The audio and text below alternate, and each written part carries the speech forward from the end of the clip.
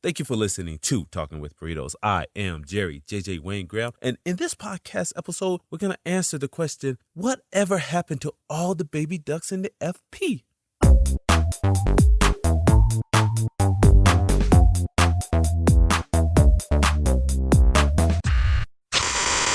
With this podcast episode, I want to acknowledge a recommendation that was passed along to me by a coworker of mine, Joseph, and he recommended this movie called The FP, which is basically Breaking 2 Electric Boogaloo set in a dystopian society where everyone is ignorant. And that's not to insult the movie. It's a ridiculous movie. It was written to be as ridiculous as it sounds. However, even in your bad movies, there's some good. And such a movie like this would be one of those movies that Christopher Rupel, would call one of his Rupel's rubies.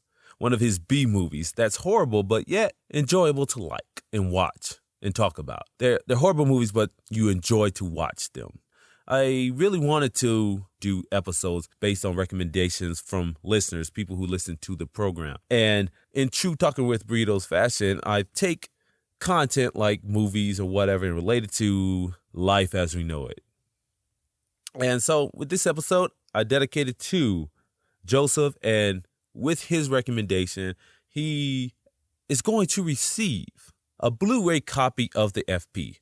He actually knows about this now. It's not a surprise to him because he was talking about watching the FP again, and he actually bought the DVD, but I was aware that he wanted the Blu-ray. So I purchased the Blu-ray and he purchased the DVD. So what's going to happen now is I'm going to award him this DVD for recommending that movie to me. And he, in turn, is going to re-gift the FP DVD he bought to someone else. And so that's what I like to hear. I want people to be able to share the media that they consume.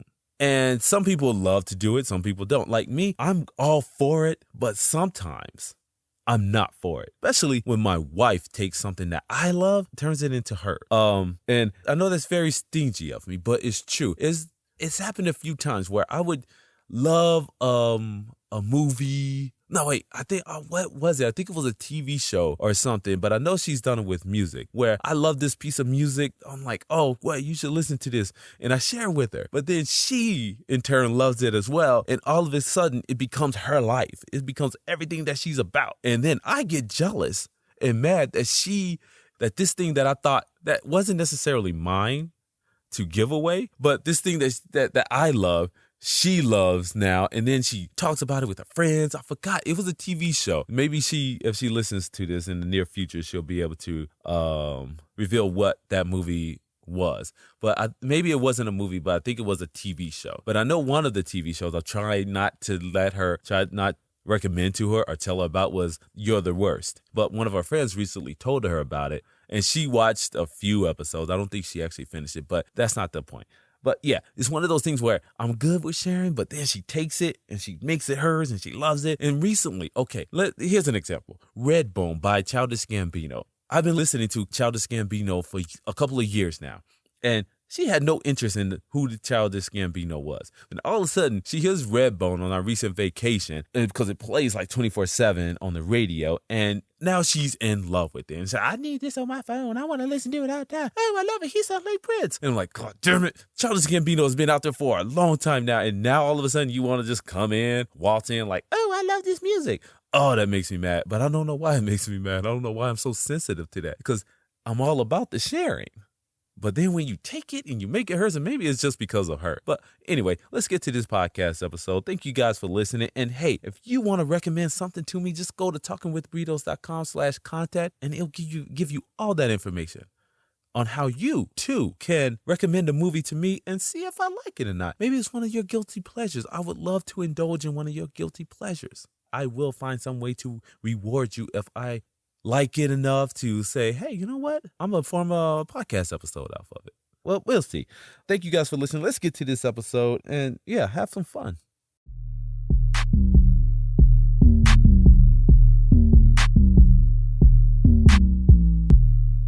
Frazier Park, a subdivision somewhere in the greater state of California where wars aren't fought over color or race, but by county lines and dance. No, we're not talking about the Samba, not the ballet, no crunk, but video game dance battles. Beat Revolution specifically, a game in which you step in the name of where you're from for points earned and undeniable street cred. Hit your mark and you live to fight another day. BTRO, leader of the 248, good guy living in a bad town. He dances his last dance. Poor fellow's heart gave out in a dance battle against the penultimate villain next door, LEE, who is just as annoying as his name sounds. Sure, BTRO could have been roofied or maybe lugging about in a huge pair of knee-high ultra space boots wasn't the best choice of footwear when playing a game where you must step on small, lily-sized shapes in an effort to score points. Now, I'm not knocking his style, but those boots weren't made for walking and or dancing. It's not just what they do. JTRO, brother to BTRO, leaves the 248 in a great hero fashion to grieve for a period of time unknown to everyone but the screenwriter of this film. There was this montage, so we have to assume it's been like 5 years since he's been gone. Or maybe it was more like 2 or maybe 1. We don't know, because they never really say. They just say he's been gone for a long time. Dude didn't even grow a beard by the time KCDC trekked across the small stretch of highway in a beat-up old Honda in search of BTRO's younger brother. JTRO made good with his time getting swole, carrying wood, and chopping logs. When KCDC finds him and pleads for the hero to return home, JTRO refuses. The 248 ain't his life no more. I'd rather bust these logs and dream of my dead brother and question why he wore those damn boots anyway. He knew they were too big, small, lily-sized pads, big old snow space boots. The two just don't add up. Can't step accurately on anything smaller than the size of a manhole. Frustration aside, JTRO understands what he must do. He has to return to the FP. KCDC was that convincing. No, this is a hero's tale. By definition, he has to go back to the FP. But home isn't like it used to be. With the 249 in charge, it's like 1940s prohibition up in the 248. LEE controls the one liquor store in town and has stopped service to the 248, disrupting life as we knew little of it. We can only assume that shit is bad on a dystopian level because it's a dystopian tale. No drink means the bums are dry. If the bums are dry, then the baby ducks don't get fed. The baby ducks don't get fed. Not my words. All credit goes to KCDC for that, which is the best line of the entire film, and there are some doozies. Fathers, be good to your daughters. Daughters will love like you do. John Mayer. But without drink, fathers become assholes and beat up on their daughters. No hero's journey is complete without a damsel in distress. And as harsh and as real as John Mayer sung that beautifully crafted song, Stacey of the FP is a complete mess. We don't even know why JTRO would even bother, but we do know that he didn't take a shot in high school, as she was blowing through guys, not my words, but hers and JTRO's. JTRO respected this Stacey enough as not to be just another bike ride. He's dizzy and in the friend zone with the girl, and among other horrible attributes, she's hanging out with LEE, who we can only assume has herpes over the everything. But a hero has chivalry etched into his DNA, and JTRO can't fight that feeling of wanting to save his Winnie Cooper. Maybe she is cute, in that Betty on crack next door type of way, but maybe it's because he only sees out of one eye. Did I mention JTRO wears an eye patch? No redemption song is complete without its maestro, BLT, to lead the Redeemer to salvation. Through training and excessive hard work, JTRO will work his way to the supreme status of sleeping within the trainer's quarters. Scrubs sleep outside. And to be the best and covet a comfortable mattress, JTRO will have to be the best. But unfortunately, his vision is cloudy. He lacks focus. That girl, Stacey, got him dizzy. No hero's journey is without a training montage.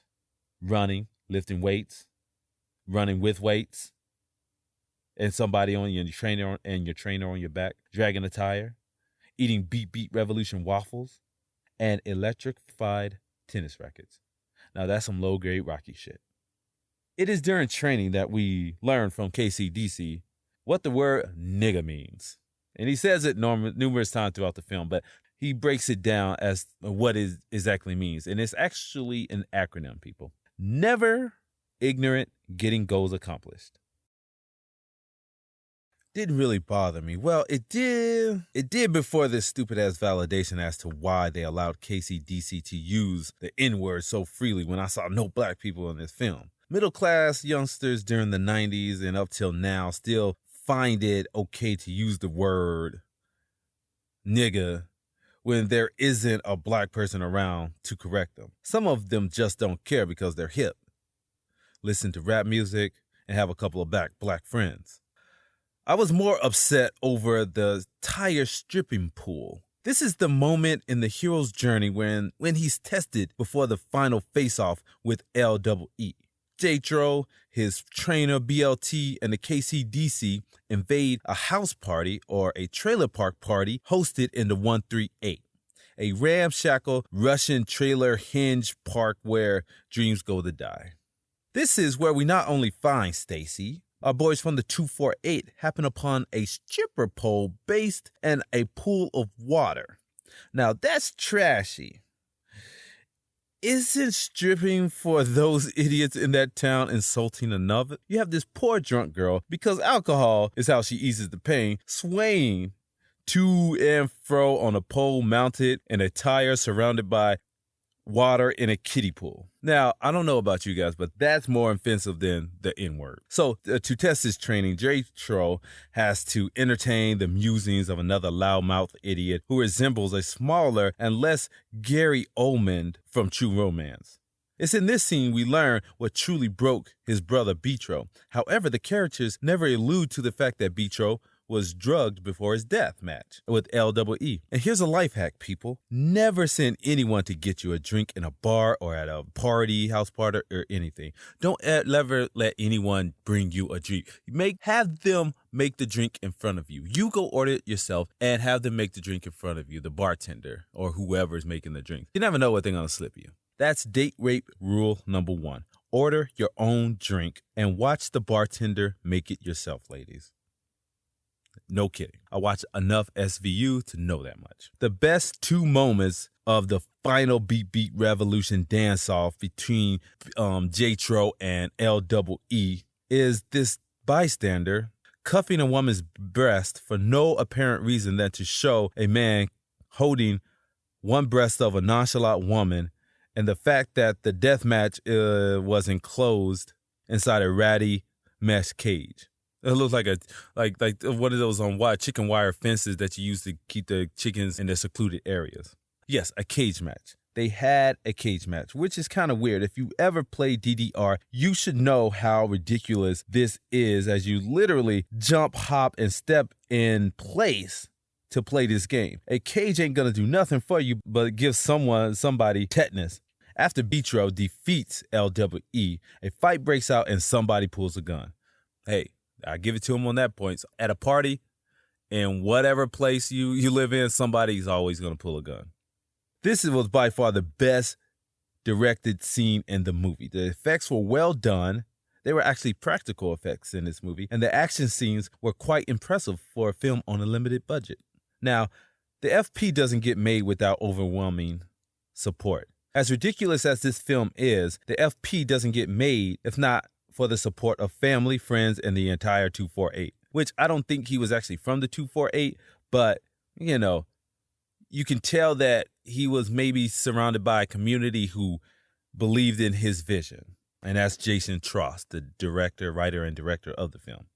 Someone had to read the script and question whether the Trost brothers had lost their collective minds.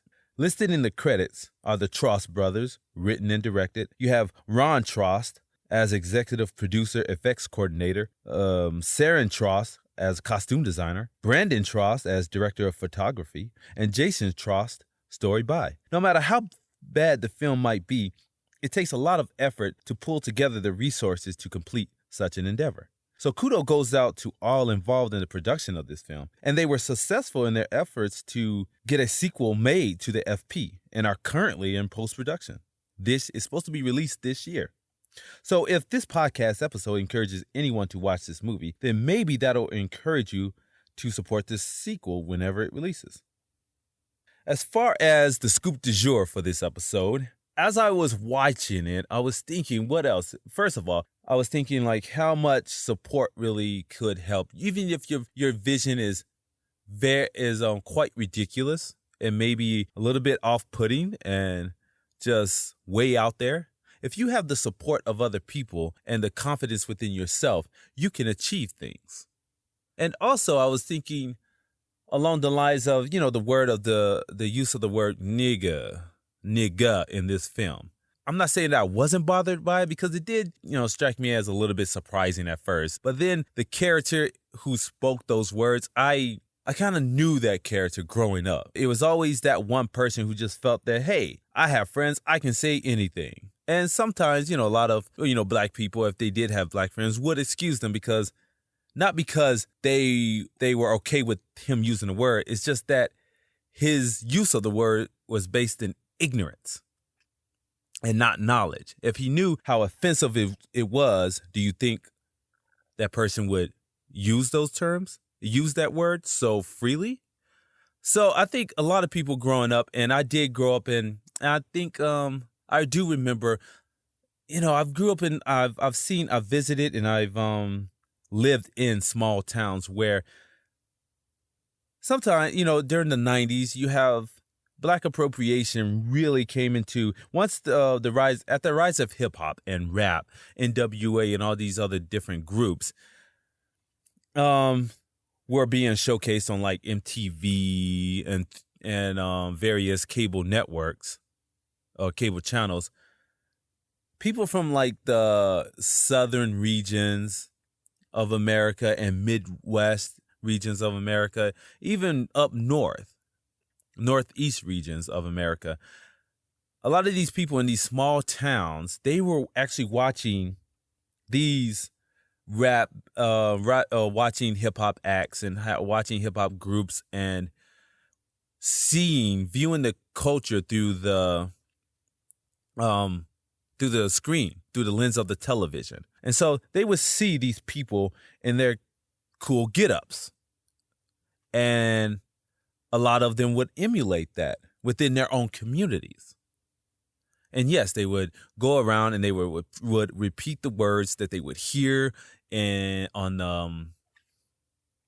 the rap song or something like that. And they would wear the clothing that they see their popular groups wearing in the music videos. So a lot of it was just trying to adapt to the culture that they saw outside of their own world. Because if you've ever lived in a small town and your only lens to the outside world is the television,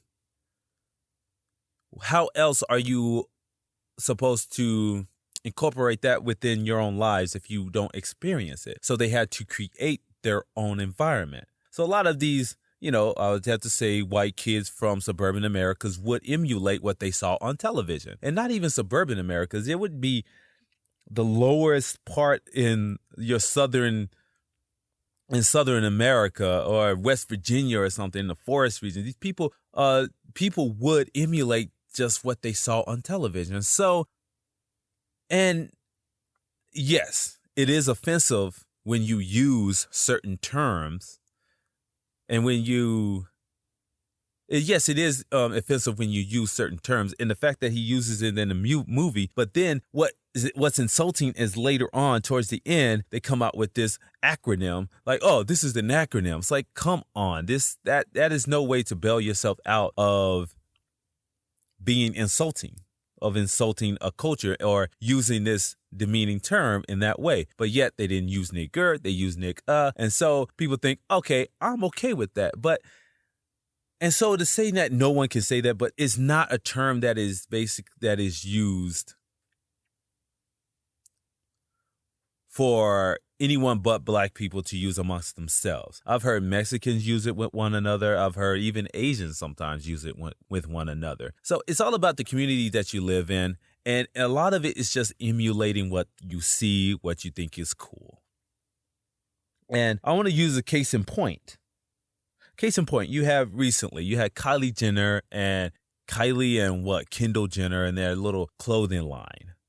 They came out with this clothing line with these T-shirts of a lot of like Tupac, Biggie, and some of these dead artists who happen to be African American, and they put their heads over them. And to them, if you look at it from their lens, they just think they're giving this idea, or maybe they pitch it or someone pitched it. Most likely it wasn't their idea. Someone pitched it to them and they signed off on it and thought it was cool. Now, a lot of people like, Loretta Wallace, Biggie's mom, she was offended by this and she has a lawsuit, to sue them to take it off the shelves, which is fine. Yes, I would be insulted because you are kind of defaming my son's legacy here when you do that, when you put your head over his body. That's just weird. And yes, she should be offended, but everyone else getting all in their feelings about it. Yeah, it sucks. But I don't really see it as being mad at them and what they did, because I know it was all based in ignorance. Do you think that they would, if they had any knowledge of how this might truly be recepted by the people involved and the family members and the people who know them, if they really truly knew what doing something like that would do or what effect it would have, do you think they would actually put it out? No, because it would be unkind to their brand, which it is now, which it didn't really do much for them. But I don't hear anyone talking about it now. A few weeks, a month, 2 months have passed and not really many people are talking about it. However, it was all based in ignorance. So it's like one of those things, like, I'm not going to get upset with them because they're stupid. That's not really, I know that's not fair because I don't know them ladies. But in this instance, I think they were just dumb. They didn't know the ramifications of this action and how it would be received by members of the black community. Because in their eyes, they like black culture. They date black men. They have black men in their family. And they've been, invited to black events and stuff. They have, so they're really immersed in the hip hop culture, sort of. And so in their minds, they think it's okay. And so if we rewind this back to using the N-word in certain subdivisions, in certain small towns, if you ever see that, a lot of it's just rooted in ignorance because they don't know how that might affect someone else or that they shouldn't use it. And a lot of black people, I'll tell you, they don't get offended by it that much because we know that a lot of it is just, you're just an ignorant. You don't know what you do. And there was even times when some of my favorite, one of my favorite rappers, Eminem, where he admitted in one of his songs that he did use the N-word. He used the N-word as a derogatory term because he had beef with somebody. He had a falling out with someone, and so they were going back. And a lot of people use that because they know it's hurtful. But in this sense, this movie, I don't think it was hurtful. Kylie and them Jenner, they didn't know it was hurtful, but it hurt some people. But they didn't know it was hurtful because they don't know any better. They don't know that putting their faces on the bodies of Biggie, Tupac, or whomever else. I think it was actually some other bands too, but the one bands that were more important to the media were, the public figures the figures that were more important to the media were like Christopher Wallace and Tupac Shakur. But I think they did it with a couple of different performers. And I think they were actually white, but I'm not sure. They were just using that image, but the only ones that really stuck out that the media brings into context as an example would be those two. Would be the two black figures. It was stupid. They shouldn't have done it. So with the FP, that's the only thing I would say that I didn't really get offended by, but yeah, I understood where they were coming from because I've seen this in some communities where you walk around and you meet these people and it's just like, whoa, you're really coming off pretty strong here with that persona you're trying to impersonate here. A lot of because and another thing I want to talk about, we talk about black appropriation in America. back in when I was a kid, I watched this movie called Soul Man with Thomas C. Howell. And now, upon research, I realized that was not well received back then. Not in the context that it was just horrible. Oh, okay, a lot of people didn't like that movie. I found it entertaining because it's like, oh, look, this white dude trying to play back black college scholarship. So he was trying to appropriate black culture, and so he had to blend in. But he played blackface. And a lot of that, you guys know, blackface is not cool nowadays. It has never been cool. But back in the 80s when that movie came out, it really stirred up some feelings in a lot of people. Even though this was a comedy, it was satire, and it was a little bit of a statement on affirmative action in colleges at that time, because this prestigious, well-to-do white male could not get into the college that he wanted. And so he just pretended that he was black. I thought the movie was funny back then, and I would still think it's funny now, but it's kind of funny how history repeats itself. Mindy Kaling's brother wrote an article. It'll be linked in this episode's show notes. And he wrote about how he pretended, and he is of Indian descent, and he was applying to medical schools. And he found out that a lot of Asian Americans and white students were on the short list of students accepted in some of your major medical schools at the time. Okay, I'm just going to interject right now, and I forgot to say Mindy Kaling's brother's name, which is an insult to him because he goes by something other than Mindy Kaling's brother. His name is VJ Chokal Ingham. And on his website, Almost Black, he wrote an article about his Soul Man experience, where he applied to a college as a black man, only having to change his appearance by cutting his hair. Yeah, I don't know if he knew this, if VJ knew this, but everything he did was straight out of the movie Soul Man. All the shenanigans he pulled and a lot of things he was talking about being stereotyped, about people questioning his blackness, that was all in Soul Man. So I guess I'm just recommending you watch Soul Man. You won't be as offended as they were back in 1980, something. And he states that he put down everything, that he was from a financially stable family. He drove this type of car, that he was basically well-to-do, that he was okay, and he was accepted into college based on the application that he filled out. He was speaking about how affirmative action isn't exactly what people see it as. People see affirmative action as a handout to people of brown skin. See it as just a handout, and that they would just accept anyone. But you have to understand that the amount of people actually going to college, Hispanics and blacks actually attending college, is pretty low. And that they're not exactly accepting your status quo person of color into their colleges. If you have well-to-do parents and you come from a well-established background, then you'll get into college. So he actually said that, or reported that he had like a 3.1 GPA. His GPA wasn't that good. But what he was alluding to is that even with his lower grades, when the actual acceptance, you had to have maintain, I think it was like a 3.5 or above GPA, and his GPA was lower. But because he was black, he was pretty much well-to-do, he was able to get into college.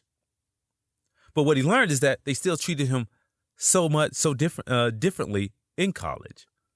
They treated, he found out that, being labeled as a black man, or being seen as a black man, that he was really subjected to a lot of the racism that black people are subjected to on a daily basis. So people trying to say there's not a discrepancy there, that they don't ever see it, but it does happen. So now, fast forward to today.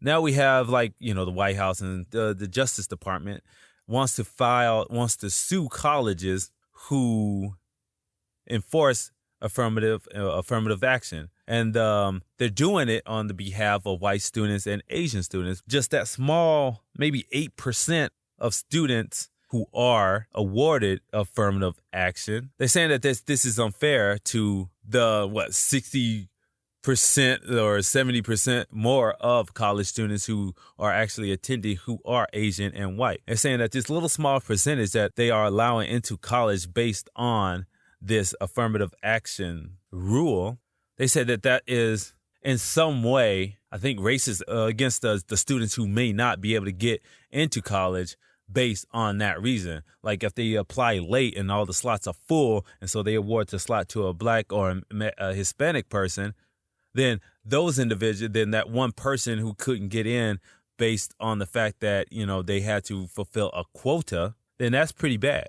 And so they're saying that is reverse racism, which I don't know if it is or if it is. I don't think it is. I think people who are actually getting into college based on affirmative action are from well-to-do backgrounds. They have more. Their parents can supply more. Their parents can pay more, can provide funding for them to go to college. So they're accepting these. Very seldom are they accepting lower income people who might have trouble attending college. And so that's why a lot of the smarter brown students, they have to apply for those major grants. They have to really bust their asses and then apply for these scholarships and be awarded scholarships so that they could attend college based on their merit other than based on their social status. I think it's so a lot of it, what is being said, that if you educate yourself, if you read about it, if you see the amount of students that are actually going to college, it's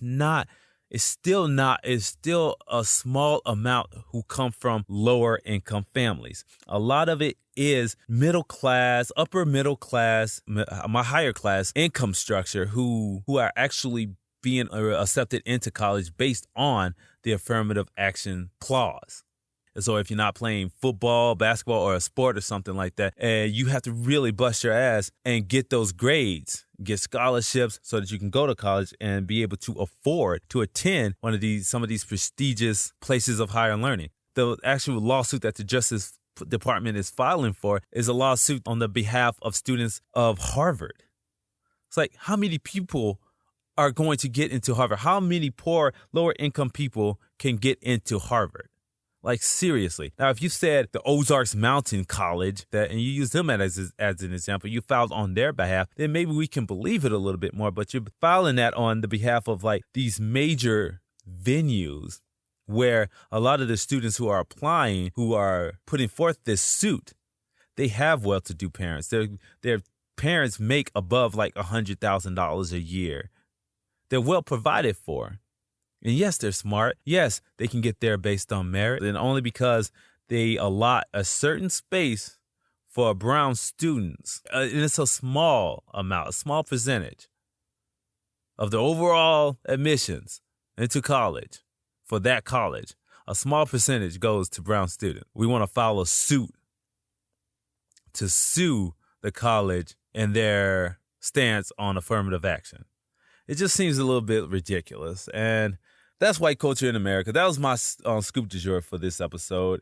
I hope you guys enjoyed it. This is a little different. I'm trying something new where I am actually trying to come out of my shell. I've done a few of these episodes, and a lot of these episodes I'll be doing by myself now. So I am going to continue to work on this process and see how I can actually, do it smoothly. So to, just sum up this episode, the FP, I do recommend it because it is one of those cult gems, I believe, that you would find entertaining. And I do encourage you to watch it with someone else because I bet you it would be even more hilarious if you're with another person who finds it just as ridiculous as yourself. I watched it by myself, so I was just sitting there cracking up to myself.